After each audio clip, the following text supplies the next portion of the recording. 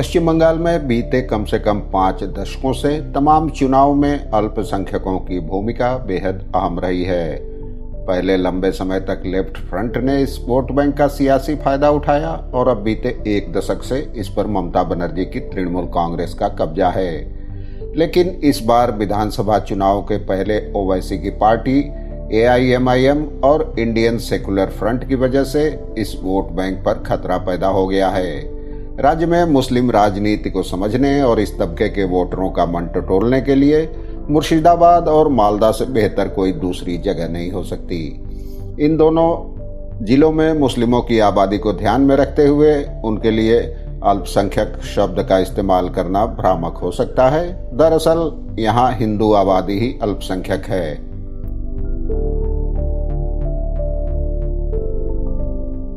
मैंने इस तबके के वोटरों का मन टटोलने और विशेषज्ञों की राय जानने के लिए हाल में इन दोनों जिलों का व्यापक दौरा किया।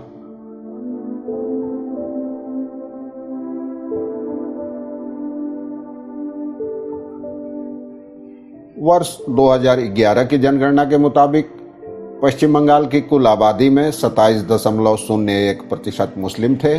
अब यह आंकड़ा 30% के करीब पहुंच गया है।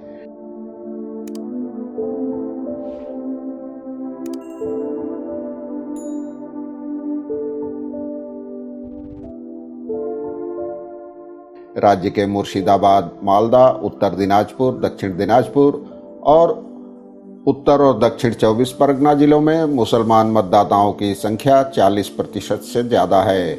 कुछ इलाकों में तो यह और भी ज़्यादा है। मिसाल के तौर पर मुर्शिदाबाद में करीब 70% और मालदा में 57% मुस्लिम वोटर हैं। मुर्शिदाबाद और मालदा में विधानसभा की 34 सीटें हैं, जिनके लिए 7वें और 8वें चरण में मतदान होना है। यह जिले बांग्लादेश की सीमा से सटे हुए हैं। विधानसभा की 294 सीटों में से करीब 110 सीटों पर मुसलमान तबके के वोट ही निर्णायक हैं। TMC के मुर्शिदाबाद जिला उपाध्यक्ष और मुस्लिम नेता मोहम्मद अली दावा करते हैं कि राज्य के लोगों को ओवैसी और ISF की हकीकत मालूम है। इस बार जो फुरफुरा शरीफ की पार्टी बनाई है पीरजादा अब्बास सिद्दीकी ने, ISF और असदुद्दीन ओवैसी की निगाहें भी अल्पसंख्यक वोटों पे है, तो इससे अल्पसंख्यक समुदाय क्या सोच रहा है और क्या इसका जो अल्पसंख्यक समुदाय को TMC का वोट बैंक माना जाता है उस पर कोई असर पड़ेगा?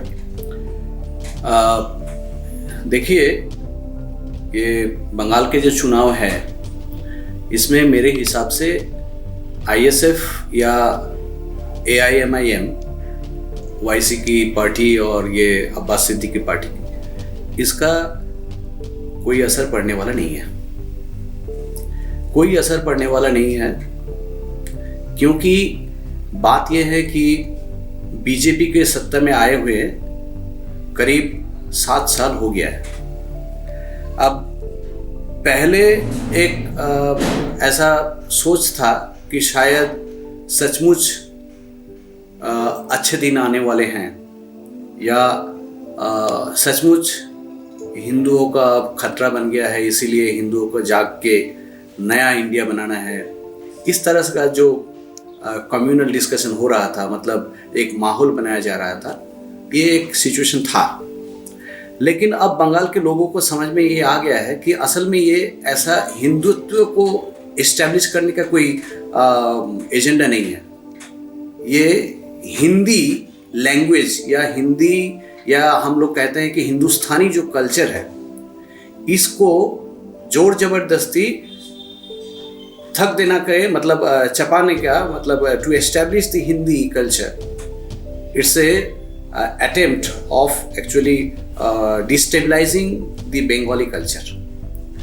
अब इसीलिए बंगाल में लोगों को पता चल गया है कि अपने जो लैंग्वेज है, अपना जो कल्चर है, इसको बनाए रखना चाहिए, क्योंकि the Bengali people have actually led the country to independence and development in different spheres.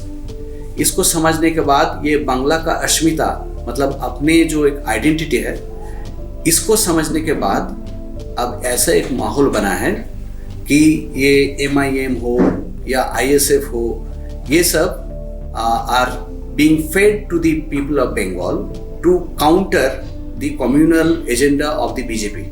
And that is why, as a consequence of Newton's third law, these two communal forces are actually coming up.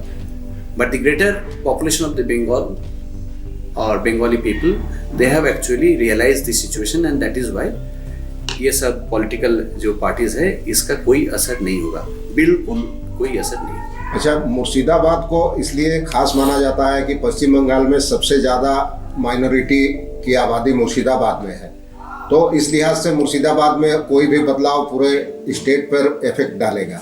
तो आपको लगता है कि इसमें कोई असर नहीं होगा? ये जो ISF ओवैसी आ रहे हैं मुर्शिदाबाद, एक मुर्शिदाबाद को मॉडल माना जा सकता है, इतने ज़्यादा यहाँ मुस्लिम आबादी है। अगर लास्ट आप जनगणना को भी देखें या उसके बाद भी देखें तो काफ़ी मुस्लिम आबादी है। देखिए, आपको हम एक बात जिक्र करना चाहते हैं कि after independence our country was divided into two different countries due to partition. One was Pakistan and the other was India. Pakistan was literally for the Muslims, but India had remained for the people of all the communities. That's a secular country. That has been later established by the 42nd Amendment in the year 1976. Now, क्या है कि इसके बाद भी जो communal line पे Muslim country होके पाकिस्तान बने थे, ईस्ट और west, the east Pakistan, now which we call Bangladesh, उन्होंने वेस्ट पाकिस्तान से अपने को अलग कर दिया था only on the basis of language, that is Bengali speaking and Urdu speaking. तो ये इंडिया में भी आप अगर माने और गौर से देखें तो आपको पता चलेगा कि उर्दू स्पीकिंग मुस्लिम्स और बंगाली स्पीकिंग मुस्लिम्स एक नहीं है। इसीलिए ISF, MIM, ये सब जो और भी पॉलिटिकल आउटफिट्स है, they will have no impact on the Bengali speaking Muslims. Okay, that is the most important part. Now, as regards the Urdu speaking, or if you say Hindi speaking Muslims, in those areas also, now the situation has arrived to such a point that the realization has been established everywhere that this is only a cultural invasion, and BJP is upon establishing a cultural invasion on the people of the Bengal. जिनका अब रोजी रोजगार सब कुछ बंगाल में है, वो क्या अपने आप को कब ये खतरे में डालेगा? तो वो बंगाल से खा रहा है, पी रहा है, तो वो चाहेगा कि बंगाल का कल्चर बने रहे। तो that is why it will have no impact.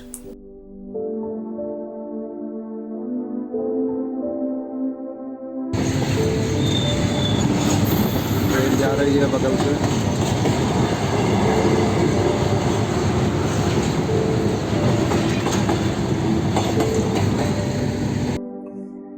Murshidabad से भागीरथी पार करने के बाद मालदा पहुंचने पर तस्वीर कुछ अलग नजर आती है।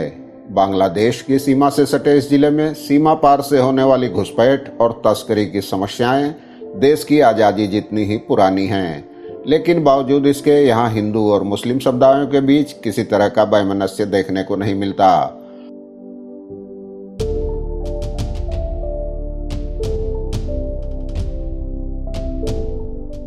मालदा के मुस्लिम विद्वान और इतिहासकार मोहम्मद अताउल्लाह कहते हैं, मालदा में मुस्लिम लीग का प्रभाव बहुत दिन से बरकरार था।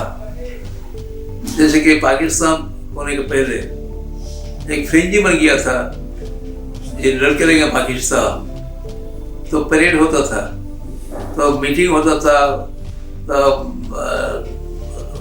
सभा में कोई आलोचना में सारा बात यही बात लेकर घूमता था, ये पाकिस्तान चाहिए हम। लेकिन हर कोई पाकिस्तान चाहते हैं मुसलमान के अंदर, वो नहीं था, बहुत सेकुलर माइंड का आदमी था, और बहुत आदमी कांग्रेस या गांधी जी के सपोर्टर था। लेकिन इलेक्शन में 1946 के इलेक्शन में दोनों सीट मालदा का वो मुस्लिम लीग की खाते में चला गया, लीडर जोर अहमद चौधरी। बट ये बात थोड़ा सा बदल गया इंडिपेंडेंस के बाद, जब यहाँ 5 थाना मुस्लिम लीग मुस्लिम का बहुत भारी श्रृंखला था, वहाँ वो चले गया कट के पाकिस्तान में, और रह गया 10 थाना, जिसमें अब मुस्लिम का जो ये नंबर वो बहुत ही था, लेकिन फिर भी कम था। अब तो सिनेरियो थोड़ा बदल गया। अब मुस्लिम्स आर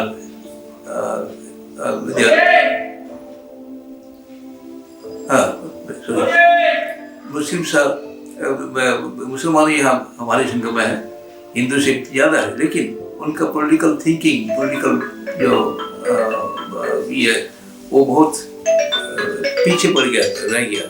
करी खान साहब यहाँ का लीडर थे, जाने लीडर थे।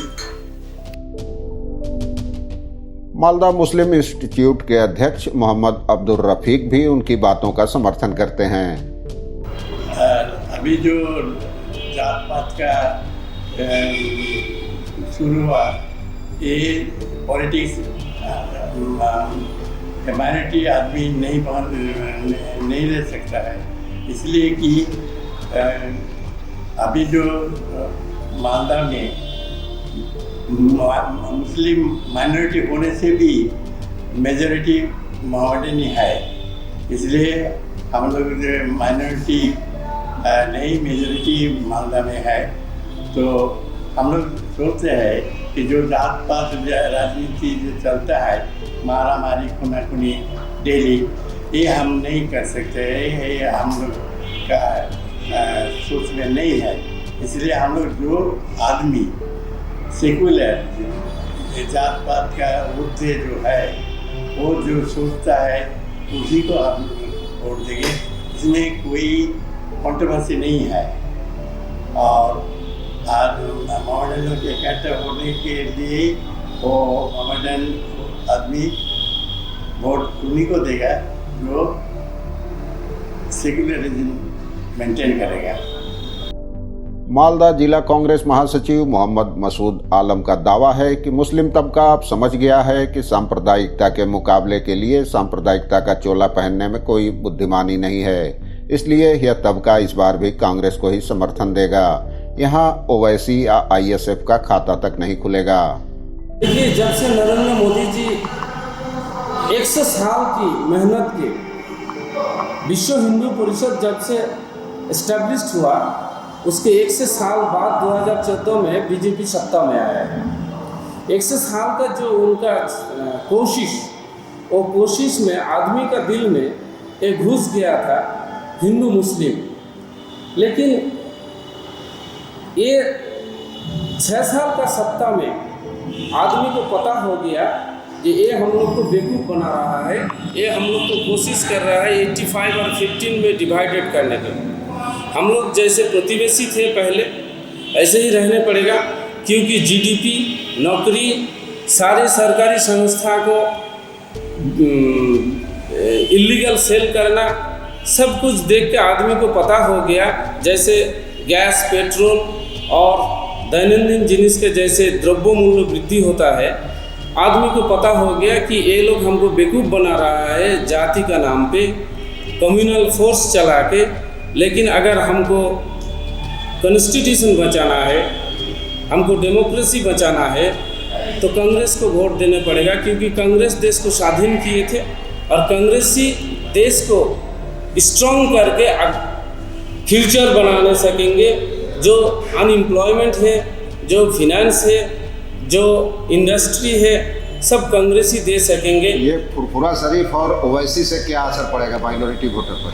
देखिए, माइनॉरिटी लोग बहुत कॉन्शियस है, उनको पता है कि ये फुरफुरा शरीफ के बारे में हमको कुछ नहीं कहना है, लेकिन वो जो मीम पार्टी जो है, माइनॉरिटी को पता चलेगा महाराष्ट्र चुनाव के और बिहार चुनाव में जे ये बीजेपी का एजेंट है। हमने देखा है हैदराबाद में इतने उनका पास इंस्टीट्यूशन है, उधर कभी सीडी नहीं जा रहा है, ईडी नहीं जा रहा है, लेकिन ऐसे प्रोफेशनल इंस्टीट्यूट अगर कांग्रेस और बीजेपी अगेंस्ट कोई पार्टी का लीडर का पास है, तो उधर हर रोज ईडी जा रहा है, सीडी जा रहा है। हम लोग को, माइनॉरिटी लोग को पता चला गया कि अगर सेकुलर पार्टी एक है तो वो कांग्रेस पार्टी है। और मीम और जो सब पार्टी आए हैं नया देखने में अच्छा लग रहा है, और हमारा जो यंग जनरेशन है वो थोड़ा सोचता है कि बीजेपी अगर कम्युनल फोर्स करेंगे तो हम भी कम्युनल फोर्स करेंगे, लेकिन माइनॉरिटी वोटर को हम कोशिश करते हैं, हम विश्वास करते हैं कि माइनॉरिटी वोटर को ये पता हो गया कि वो लोग अगर कम्युनल फोर्स में चलेंगे तो हमको कम्युनल फोर्स में चलना भूल होगा, गलती होगा। हम चलेंगे सेकुलर फोर्स में, और सेकुलर पार्टी अगर एक है तो वो कांग्रेस है। इसलिए हमारा उम्मीद है मालदा में मीम और जो कम्युनल फोर्स का पार्टी है उनका खाता नहीं खुलेगा इस बार। लेकिन सामाजिक कार्यकर्ता शबनम जहां मानती हैं कि ओवैसी और आईएसएफ के मैदान में उतरने से मुस्लिम वोट बैंक पर कुछ असर तो जरूर होगा। अभी जो चल रहा है हमारे लोकल में, या हम सुन रहे हैं कि अवैसी जी के जो पार्टी है वो भी, उनका भी आना या देख रहे हैं, और फुफरा शरीफ का भी। तो इसमें जो हो रहा है कि लोग बढ़ जाएंगे, मतलब थिंकिंग थोड़ा थोड़ा अलग आता है। जो इफेक्ट होता है नॉर्मली जो कम्युनिटी का होता है वो पहले से ही तो बटा हुआ है टीएमसी और कांग्रेस इन दोनों के बीच में। और अगर ये अवैसी वाला और फुफरा शरीफ वाला भी आया ना, तो फिर इसका इफेक्ट खराब ही होगा, क्योंकि अगर वोट बढ़ जाएंगे तो इफेक्ट तो सही नहीं।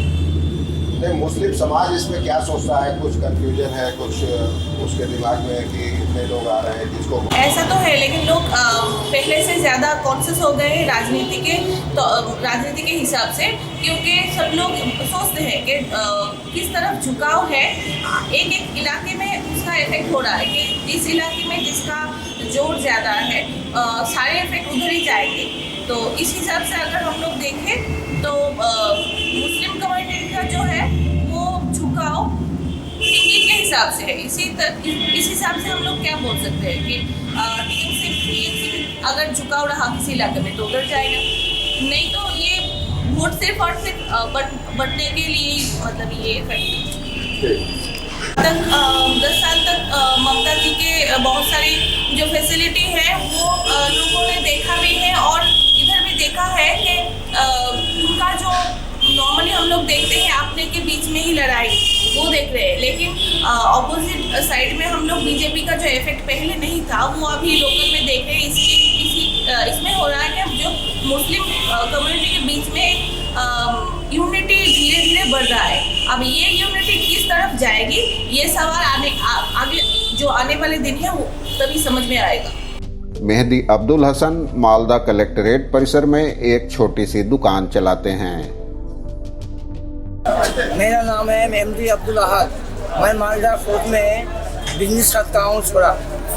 यहाँ जो पार्टी वोट के लिए चल रहा है वो मीम हो और फुलफुला दरबार शरीफ का हो, कि वैसी साहब हो कि भाईजान अब्बास सिद्दीकी हो। यहाँ तृणमूल है, तृणमूल ही रहेगा। वो जो है वो दरबार शरीफ का पीस ज़्यादा है, वो पीस ज़्यादा ही रहेगा। यहाँ मालदा घुसने वाला नहीं है। कांग्रेस का भी है, लेकिन बीजेपी का भी है, लेकिन अभी तो पार्टी जो मंत्री है श्री ममता बनर्जी, उसका ही चलेगा। इस साल माइनॉरिटी लोग कहाँ पे वोट डालेगा? माइनॉरिटी लोग इसी परिसर में आधार केंद्र के सामने कतार में खड़े अब्दुल कुद्दूस का पूरा परिवार कांग्रेसी रहा है। हमारे पिताजी का नाम बोले ना? नाम अब्दुल कुद्दूस। हमारे बाप दादा अमल से आ रहा है जो कांग्रेस को हम लोग वोट देते आ रहे हैं। हमारे पिताजी थे कांग्रेस के मेंबर, उसी हिसाब से हम लोग चले आ रहे हैं। हम लोग को उतना वोट में ध्यान देते नहीं, पार्टी उटी में वोट देना है दे देते, जब टाइम आता पहुंच जाते हैं वोट देने के इसके लोग। राज्य में अपने मुस्लिम वोट बैंक को अटूट रखने के लिए मुख्यमंत्री ममता बनर्जी अल्पसंख्यकों के लिए दर्जनों योजनाएं शुरू कर चुकी हैं। इनमें मदरसों को सरकारी सहायता, मुस्लिम विश्वविद्यालय की स्थापना, इस तबके के छात्रों के लिए स्कॉलरशिप और मौलवियों और इमामों को मासिक भत्ता देना शामिल है। इसी वजह से बीजेपी समेत तमाम विपक्षी दल टीएमसी सरकार पर मुस्लिम तुष्टीकरण की राह पर चलने के आरोप लगाते रहे हैं। अब इन आरोप प्रत्यारोपों का कितना और क्या असर होगा, यह तो 2 मई को चुनाव के नतीजों से ही पता चलेगा।